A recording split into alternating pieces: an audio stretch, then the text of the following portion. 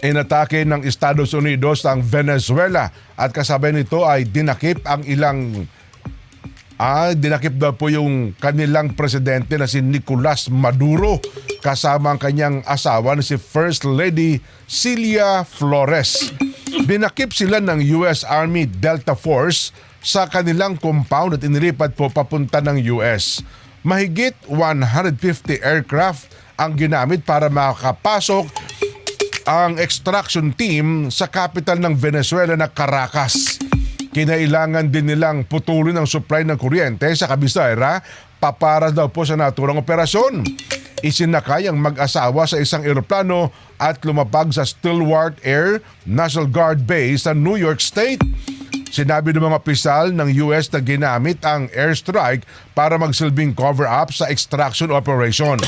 Matatandaan si Maduro at ang kanyang asawang si Flores ay sinampahan ng weapon at drug offenses sa New York. Ang tindi daw kasi dyan, ano? Ang lala ng droga. At mantakin Grabe ang mo, kaguluhan doon. at mantakin mo, TJ, mismong presidente at asawa ang Pasimuno. yun daw ang matindi, no? Ayan.